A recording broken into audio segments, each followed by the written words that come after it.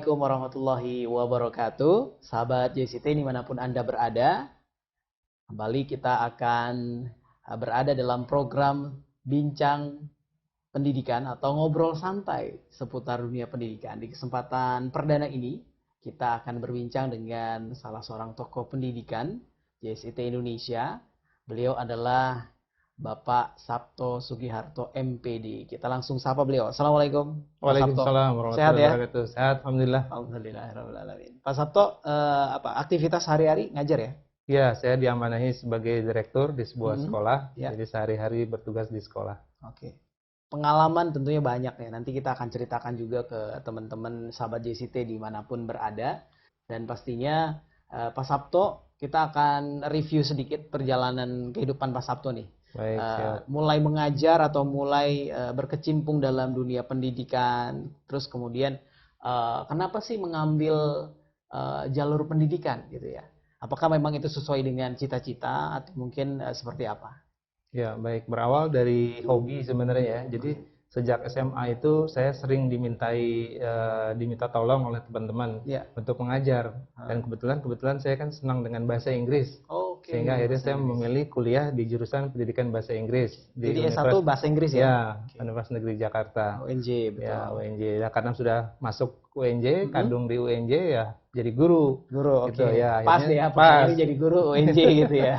Dulu kan IKIP ya? Ya, IKIP. Ya, jadi dulu masuknya masih IKIP, saya IKIP Jakarta. Nah, lalu setelah tamat, singkat cerita saya langsung menjadi guru. Ya, langsung guru ya berarti ya? langsung. Karena emang sesuai cita-cita juga. Betul, karena sejak SMA tadi ya, kayaknya punya passion untuk mengajar gitu. Ya, awalnya diskusi dengan teman, terus akhirnya jadi serius dengan pengajaran bahasa Inggris atau pendidikan bahasa Inggris. Nah, setelah lulus kuliah itu langsung saya bekerja di sekolah, di lembaga pendidikan. Ya, ada sempat di lembaga kursus ya bahasa Inggris gitu. Lalu akhirnya fokus di sekolah gitu. Saya pernah bekerja di sebuah sekolah internasional. Ya, kebetulan di situ juga diamanahi sebagai kepala sekolah, ya, sebagai prinsipal. Kurang lebih 10 tahun lah jadi kepala sekolah gitu. Jadi setelah mengalami jadi guru 10 tahun, terus 10 tahun kemudian menjadi kepala sekolah. Nah, sekarang saya masih mendampingi kepala-kepala sekolah ya sebagai direktur di sebuah sekolah. Oke, panjang sekali perjalanan seputar pendidikan ya, dari mulai tadi kuliah di UNJ, kemudian juga mengambil jurusan pendidikan dan passionnya juga menjadi guru, begitu kan?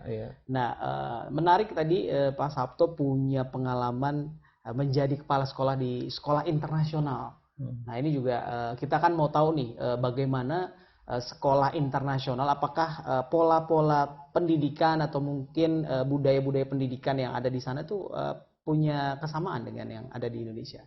Ya, pada umumnya kita lebih menekankan kepada pendidikan yang holistik gitu ya. Jadi menekankan kepada usia perkembangan anak sesuai dengan psikologi anak, ya sesuai juga dengan tugas-tugas perkembangannya, menyesuaikan dengan kondisi anaknya tentunya ya, sesuai dengan kebutuhan, latar belakang keluarganya. Terus juga yang paling penting adalah tantangan ya di masa depan. Nah, jadi menyiapkan anak-anak ini untuk siap. Nah, itu mungkin yang lebih condong yang perlu kita bisa diadaptasi, bisa juga dijadikan contoh gitu ya. Bagaimana pendidikan yang memang menyiapkan kepada perubahan-perubahan di zaman yang akan datang. Jadi menyiapkan anak-anak ini untuk siap nantinya menghadapi tantangan di zaman mereka. Artinya kan pendidikan harus disesuaikan dengan zamannya ya. Betul. Nggak mungkin pendidikan zaman sekarang yang dipakai itu adalah metode zaman dulu gitu kan. Ya, apalagi kalau kita lihat tren kan dunia itu kan selalu mengalami perubahan ya. Nah, betul. Bagaimana anak-anak ini siap tuh, punya kesiapan dalam menghadapi perubahan-perubahan tersebut. Dan jadi, tentunya metode pendidikan juga harus diupdate ya. Betul. Jangan otomatis disamakan dari tahun ke tahun gitu ya. Karena memang kan juga ada yang namanya teknologi juga yang merupakan penunjang dari pendidikan itu sendiri gitu ya Pak Sabto ya. Betul sekali, karena masalah tantangan teknologi kan, teknologi itu berkembang pesat ya. Istilahnya perkembangannya itu hampir tidak bisa kita duga gitu, tiba-tiba berubah lagi. Nah, sementara kalau anak-anak kita dididik dengan cara yang dahulu gitu, yang sudah istilahnya sudah kuno gitu ya, tidak sesuai dengan zamannya maksudnya, itu juga akan membuat mereka tidak siap gitu. Apalagi dengan bicara masalah teknologi. Kadang-kadang dunia pendidikan ini banyak aspek yang tertinggal gitu, jauh dengan perkembangan teknologi gitu ya. Maka dunia pendidikan pun harus juga menyesuaikan dengan teknologi yang berkembang setiap saat bahkan ya kalau teknologi ya. Dulu mungkin kita nggak mengenal yang adanya misalnya sekolah online gitu kan, ada pakai perangkat-perangkat online dan seterusnya karena emang kondisi pandemi juga gitu Betul. kan. Tapi sekarang kita mau nggak mau karena kondisi seperti ini harus menyesuaikan gitu ya. Betul, ya. Karena kita lihat bahwa bukan berarti anak-anak juga harus secara teknis gitu ya menguasai semua teknologi, tapi paling tidak dia punya mindset, ya mindset di mana mereka bisa memanfaatkan teknologi untuk perkembangan belajarnya, gitu mempersiapkan dirinya, itu yang lebih penting. Nah, kalau kita setback nih Pak Sabto, tadi kan memang background dari Pak Sabto itu kuliah di UNJ, kemudian passionnya jadi guru gitu ya. Apakah dari keluarga sendiri itu memberikan support atas pilihan Pak Sabto untuk menjadi guru ini? Ya, orang tua kebetulan juga punya keluarga guru ya, artinya kami juga tidak asiknya dengan profesi guru, sehingga orang tua sih lebih menyerahkan kepada saya gitu untuk memutuskan karir mau jadi apa. Gitu. Jadi akhirnya saya memang memilih profesi sebagai guru. Gitu ya. Semangatnya juga melestarikan profesi yang cukup dekat ya dengan keluarga saya. Misalnya paman saya yang jadi guru, terus juga nenek saya juga guru juga gitu. Jadi seolah-olah kayak mewariskan dari keluarga guru, gitu ya. Iya. Dan itu full disupport ya. Support termasuk ya. juga istri dan anak-anak Ya, juga support ya. alhamdulillah ya tentunya kalau keluarga saya sendiri dari mulai istri dulu, karena dulu kan sempat saya juga pengen merasakan karir yang lain gitu begitu ya, karena memang saya suka juga di bidang tulis menulis, juga bidang jurnalistik, aktif di media kampus gitu seperti itu. Pernah juga bekerja di media massa sebagai jurnalis, tapi kelihatannya bincang-bincang dengan istri ya. gitu ya, dan juga bukan passion karena artinya resiko pekerjaannya juga beda gitu ya. Akhirnya kami memilih lebih fokus kepada dunia pendidikan, gitu, ya, karena fokus di sekolah. Pendidikan itu menjadi tulang punggung lah ya, bukan hanya sebatas pendidikan formal, tapi juga pendidikan yang ada di keluarga dan informal juga banyak menjadi perhatian ya Pak ya. Iya betul. Ya, dengan perkembangan dunia pendidikan sekarang ini kan mesti istilahnya anak-anak itu diberikan pilihan ya. Ya, pilihan itu penting sehingga anak bisa menentukan di mana yang dia kelihatannya akan cocok gitu. Ya, mungkin stylenya ada yang formal, ada yang informal seperti itu. Bahkan sekarang berkembang homeschooling seperti betul. itu. Ya, itu kan Banyak, juga udah mulai banyak ya. ya menjadi alternatif juga dunia pendidikan. Insya Allah sih untuk saling menguatkan dan saling mengisi. Ya gitu, bukan untuk saling bersaing atau apa, karena setiap anak kan unik ya, punya kebutuhan masing-masing yang berbeda. Punya perbedaan dari sisi sifat dan lain sebagainya, penyikapan gitu ya. Betul ya. Nah, menarik juga nih tadi kita sempat singgung terkait dengan di sekolah internasional. Di sekolah internasional itu yang paling diutamakan pendidikan karakter ya Pak ya. Iya, salah Pendidikan satunya karakter. ya. Nah, itu sebenarnya goalsnya mereka apa yang ingin dicapai sebenarnya selain itu? Ya, jadi kalau karakter baik itu kan tujuannya agar dunia ini hidup lebih baik gitu ya, lebih harmoni gitu ya, lebih harmonis. Itu adalah tujuan menjadi warga dunia, ya global citizen, bisa saling menghargai perbedaan, bahkan sampai tidak merasa berbeda lagi gitu ya, seperti itu ya, karena semuanya ada dalam satu lingkup ya. Betul, dan bisa saling memahami. Apalagi dengan adanya teknologi, kita kan bisa dengan mudah berkomunikasi, berinteraksi gitu. Itu yang diharapkan. Jadi agar anak-anak ini siap bekerja sama, ya, bersinergi, membangun kehidupan yang lebih harmonis di dunia ini dengan seluruh warga dunia. Nah, itu yang kelihatannya akan menjadi stressing point ya di kualitas pendidikan yang baik itu yang tercantum di SDGs ya. Jadi benar-benar menjadikan warga dunia ini siap berkolaborasi, menciptakan harmoni kehidupan dan perdamaian. Nah, mungkin arahnya ke situ. Tujuannya adalah perdamaian dan harmoni tadi ya, harmoni dengan seluruh sivitas yang ada di bumi ini, di dunia ini gitu ya, sehingga kita bisa menjadi bagian daripada pendidikan di seluruh dunia begitu ya. Nah, itu karakter yang kurang lebih sekarang ini sudah disepakati ya di tren dunia pendidikan sekarang, bahwa anak-anak yang bisa melihat perbedaan, bisa mengakomodir perbedaan, tapi juga bisa memanage perbedaan itu sehingga akhirnya perbedaan itu tidak terasa lagi, gitu, karena mereka bisa living in harmony gitu ya, hidup dalam keharmonisan seperti itu, saling menghargai juga ya, tentunya saling menghargai, respect gitu untuk perbedaan-perbedaan tersebut. Nah, kalau melihat dunia pendidikan di dunia begitu dengan kondisi pendidikan di Indonesia ini bagaimana? Mungkin ada perspektif dari Pak Sabto sendiri. Ya, kebetulan kan saya juga diamani sebagai Ketua Departemen Hubungan dan Kerjasama Internasional. Betul, pas tuh. Nah, saya kan banyak melihat nih tren dunia pendidikan seperti apa di beberapa negara. Terutama tentunya yang utama negara-negara yang memiliki banyak kemiripan dengan Indonesia dari segi heterogennya, dari segi penduduknya, tantangannya juga, perkembangannya. Itu saya melihat bahwa mereka punya misi yang sama ya, bagaimana anak-anak ini bisa diharapkan memperbaiki kemajuan dan kesejahteraan negaranya. Nah, itu yang kelihatannya sekarang menjadi fokus di beberapa negara. Kalau melihat Indonesia, tentunya kita punya parameter-parameter ya, parameter-parameter dunia pendidikan, misalnya apakah standar internasional ya, seperti PISA gitu, TIMSS dan sebagainya. Itu adalah bagian-bagian yang kita kelihatannya memang sampai saat ini masih belum menggembirakan, gitu ya. Effortnya harus besar ya untuk kemudian mengejar negara-negara lain, apalagi negara-negara Eropa dan lain sebagainya. Benar.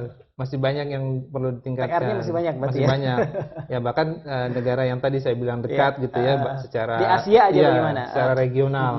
Kita dengan Singapura misalnya kan masih begitu ya, masih cukup jauh tertinggal gitu. Bahkan dengan teman-teman di Filipina gitu. Jadi kalau dengan negara serumpun kita, Malaysia? Ya dengan Malaysia gitu ya, kita ya istilahnya kan teman-teman juga tahu ya mungkin ya, sahabat semua juga tahu bahwa dulu banyak orang-orang Malaysia yang datang ke sini untuk belajar. Ya. Bahkan saya dulu di zaman saya kuliah gitu, itu masih ada mahasiswa orang Malaysia sama-sama kuliah gitu ya. Tapi sekarang kan udah terbalik posisinya. Iya, kita yang belajar ke sana ya. Dan beberapa puluh tahun ini kita sudah banyak yang justru kita yang mengirim pelajar-pelajar ke sana, mahasiswa ke sana. Jadi memang kita nih banyak untuk skup Indonesia, tetapi semangatnya tentu tadi ya, saling berkolaborasi itu yang perlu ditingkatkan. Nah mungkin itu juga tugas kami di Departemen Hubungan dan Kerjasama Internasional untuk meningkatkan sinergi itu gitu. Jadi misalnya untuk tingkat pendidikan dasar dan menengah, kan itu kan urutannya begitu ya, dari dasar dan menengah sudah punya pola tujuan yang sama, visi yang sama, lalu akhirnya bekerja sama. Nah, kami kan juga harus membuka diri gitu dengan bisa bekerja sama dengan siapapun selama visi dan misinya bisa disinergikan gitu. Jadi ada hal kepentingan-kepentingan yang sama. Bagaimana misalnya kita menjalin saling memahami budaya seperti itu. Anak itu akan belajar bahwa ada budaya yang berbeda gitu. Ada keunggulan-keunggulan juga mungkin yang berbeda gitu. Nah, itu yang bisa di-share. Selanjutnya juga kita perlu menyerap ya kemajuan-kemajuan yang negara lain miliki, kita serap agar anak-anak kita minimal terinspirasi gitu ya, minimal terinspirasi, mereka punya bayangan, oh ini saya pengen seperti ini. Misalnya contoh kalau kita lihat anak-anak ke Singapura ya, mereka kan terkesima gitu dengan tertibnya, disiplinnya, bersihnya. Itu kan karakter-karakter yang mungkin di Indonesia mereka nggak terlalu banyak punya referensi gitu. Tapi begitu mereka melihat Singapura yang nggak terlalu jauh dari kita gitu, mereka bisa melihat itu contoh yang patut kita tiru, kita contoh gitu. Dan tentunya sebagai pendidik kita harus memikirkan ininya, prosesnya, gitu, proses menuju ke sana gitu ya. Anak-anak tuh kita bikin semacam tahapan-tahapannya, bahwa ini loh yang harus kamu pikirkan dulu. Misalnya contoh yang sederhana ya, kayak budaya antri. Ya kan, budaya antri itu kan kelihatannya sederhana, tapi kalau nggak terbiasa, padahal kita punya teman-teman di Jepang yang tertib gitu ya, bahkan dalam kondisi bencana kita bisa lihat ya tampilan-tampilan di YouTube misalnya itu bagaimana kondisi bencana aja orang Jepang itu masih bisa tertib, masih ngantri dengan baik, nggak rebutan ya. Nah, yang kayak meskipun gitu, sama-sama kurang, sama-sama ibaratnya butuh gitu kan. Mereka tetap bersabar gitu. Betul. Nah itu kuncinya begitu. Bahkan seorang guru ya di Australia kan pernah mengatakan ya, bahwa beliau merasa khawatir kalau anak-anaknya, anak muridnya tidak bisa antri dibanding tidak bisa mengerjakan soal matematika. Ya lebih cemas. Karakter itu benar-benar difokuskan ya, bagaimana membentuk pola akhlak, kemudian juga sikap, juga ini menjadi hal yang urgent. Betul. Kalau di luar sana ya. Iya. Nah itulah karakter-karakter tadi yang seperti ditanyakan tadi, bahwa apa sih yang dibidik oleh warga dunia ini sekarang. Ya intinya begitu, bagaimana orang bisa merasa punya kualitas kehidupan yang lebih baik ya dengan tadi ya, dengan tertib, disiplin, bersih, itu kan kualitas kehidupan ya. quality of living, jadi meningkat gitu. Dan itulah yang sedang istilahnya ditujukan oleh dunia pendidikan sekarang. Kualitas hidup yang lebih baik, kualitas hidup yang lebih sejahtera gitu, lebih nyaman gitu. Jadi semakin lama pola hidupnya semakin lebih baik gitu. Nah, ini terakhir nih Pak Sabto, terkait dengan apa usulan atau mungkin yang bisa disampaikan untuk stakeholder pendidikan nih di negara kita, agar kemudian pendidikan negara kita ini paling tidak ya walaupun nggak bisa menyaingi, paling nggak sama lah dengan pendidikan di negara-negara regional yang ada di Indonesia, di Asia lah paling tidak gitu. Ya memang stakeholder ini kan meliputi semuanya ya, dari masyarakat, keluarga, terus juga tokoh masyarakat sampai ke pemerintah. Itu semuanya harus terlibat, bersinergi, punya tujuan yang jelas. Nah itu yang harus dipikirkan bersama, bahwa tujuan yang benar-benar membawa kemaslahatan untuk anak didik gitu. Artinya semuanya harus punya kesamaan frekuensi dan sudut pandang begitu ya, untuk menciptakan sesuatu yang lebih baik begitu. Betul. Jadi senternya itu anak gitu. Pusatnya adalah sebagai anak. Apa sih manfaatnya buat anak dengan misalnya kurikulum seperti ini? Itu kan stakeholder ya yang menentukan. Bagaimana misalnya dengan pola pengajaran seperti ini, tepat atau enggak. Betul. Kalau pola pengajarannya dari para guru ya juga sebagai stakeholder inti gak berubah, bagaimana bisa mengubah anak-anak siap betul. Dan mempersiapkan itu butuh waktu yang lama, begitu ya. Baik dari sisi kurikulumnya, teknik pengajaran atau metode pengajaran, dan semua juga semua harus punya frame yang sama, begitu ya Pak Sabto ya. Pola interaksi dengan antara guru dan murid itu semua mempengaruhi dalam proses perkembangan dan pendidikan anak.